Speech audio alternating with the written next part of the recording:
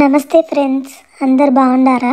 ఈ పూట మన ఛానల్లో రాయలసీమ స్పెషల్ పల్లెటూళ్ళలో చేసుకునే బెండకాయ పుల్లగూర ఎట్లా చేసుకోవాలో చూపించాను.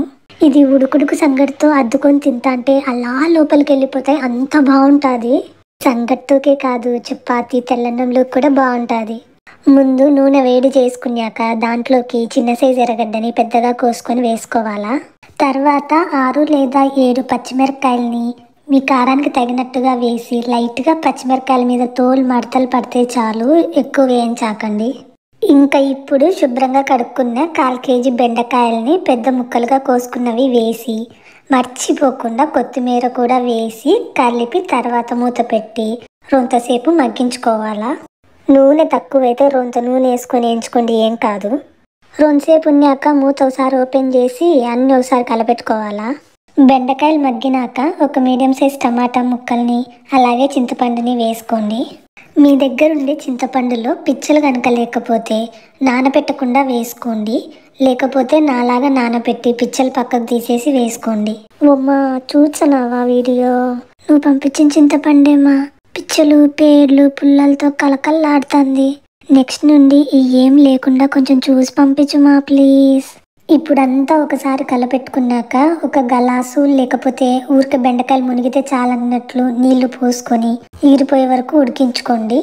ఏందిబ్బా పుల్లగూర తేడా ఉంది అని చూస్తే మళ్ళీ గుర్తొచ్చింది పసుపు వేయడం మర్చిపోయినా అని. మీరు మాత్రం బెండకాయలు వేయించుకునేటప్పుడే రొంత పసుపు వేసి వేయించుకోండి. మీరు మధ్య మధ్యలో చూసుకుంటా ఎసురు దగ్గర అయ్యే వరకు కలపెట్టుకుంటా ఉడికించుకోవాలా.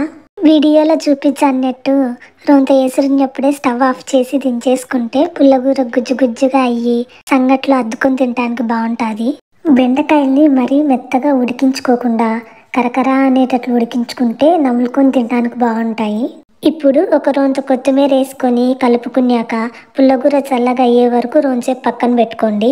పుల్లగూర చల్లగైనాక మీ రుచికి తగ్గట్టు ఉప్పు వేసుకొని పప్పు గుత్తితో అయినా ఎనుపుకోవచ్చు, లేదంటే మీరు ఒక్కలొక్కలుగా మిక్సీలో అయినా కొట్టుకోవచ్చు. మీకు కావాలంటే తాలింపు లేకుండా పుల్లగూర నీటిని తినేయచ్చు.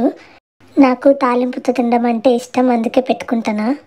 ఇప్పుడు తాలింపు కోసం ఒక గిన్నెలో 4 చెంచాల నూనె వేసి వేడి చేసుకోండి.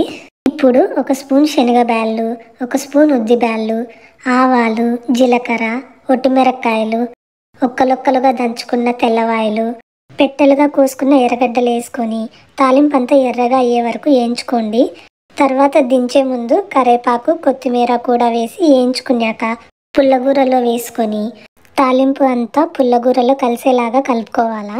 మీరు ఈ తాలింపులు ఏం లేకుండా ఇంకా సింపుల్గా చేసుకోవాలంటే పుల్లగూరకు వాడే అన్ని ఐటమ్స్ నీళ్లు పోసి కలిపి ఉడకబెట్టుకుంటే చాలు.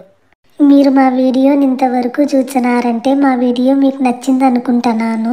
ప్లీజ్ మర్చిపోకుండా లైక్, షేర్ అండ్ సబ్స్క్రైబ్ చేయండి. Thanks for watching.